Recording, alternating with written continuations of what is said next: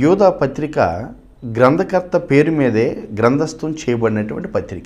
ఇందులో 25 వచనాలు కనబడుతూ ఉన్నాయి. 25 వచనాలు చిన్నదే. బైబిల్ గ్రంథంలో 4 చిన్న పుస్తకాలు ఉన్నాయి. అందులో యోధా పత్రిక ఒకటి. ఫిలోమోను పత్రికను చూస్తుంటే అది కూడా చిన్న పత్రికే. యోహాను రాసిన 2వ పత్రిక అలాగే 3వ పత్రికను కూడా మనం చూస్తున్నప్పుడు అవి కూడా చిన్న పత్రికలే. ఈ యోధా పత్రిక 4వదిగా మనం చూస్తున్నాం. ఈ యోధా పత్రికకు కొన్ని ప్రత్యేకతలు ఉన్నాయి. ఏమిటంటే మిగిలిన గ్రంథాలన్నిటిలో కంటే యోధా పత్రికలో చాలా ప్రత్యేకమైనటువంటి పదజాలాన్ని వాడబడినట్లుగా మనం చూస్తూ ఉన్నాం.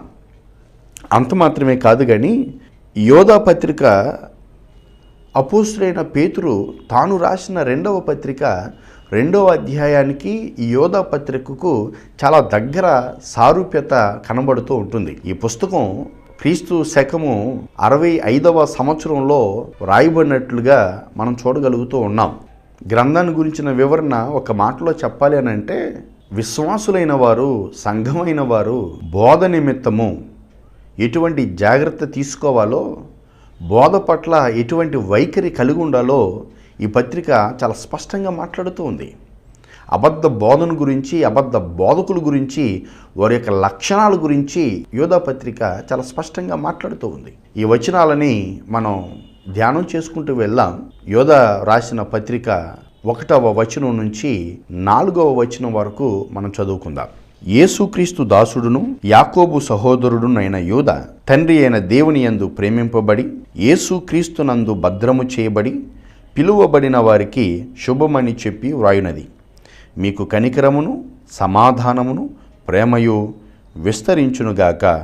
ప్రియులారా, మనకందరికీ కలిగెడు రక్షణను గూర్చి మీకు వ్రాయవలెనని విశేషాసక్తి గలవాడనై ప్రయత్నపడుచుండగా, పరిశుద్ధులకు ఒక్కసారి అప్పగింపబడిన బోధ నిమిత్తము మీరు పోరాడవలెనని మిమ్మల్ని వేడుకొనుచు మీకు వ్రాయవలసి వచ్చెను. ఏలయనగా కొందరు రహస్యముగా జొరబడి ఉన్నారు. వారు భక్తిహీనులై మన దేవుని కృపను కామాతురత్వమునకు దుర్వినియోగపరచుచు మన అద్వితీయ నాథుడును ప్రభు అయిన యేసుక్రీస్తును విసర్జించుచున్నారు. ఈ తీర్పు పొందుటకు వారు పూర్వమందే సూచింపబడినవారు.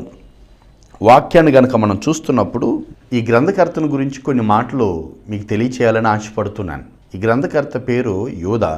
అతని పేరు మీదే ఈ పుస్తకం గ్రంథస్థం చేయబడింది. బైబిల్ గ్రంథంలో చాలామంది యోధాలను మనం చూస్తూ ఉంటాం. అయితే ఈ యోధా మత్తయి సువార్త 13వ అధ్యాయము 55వ వచనాన్ని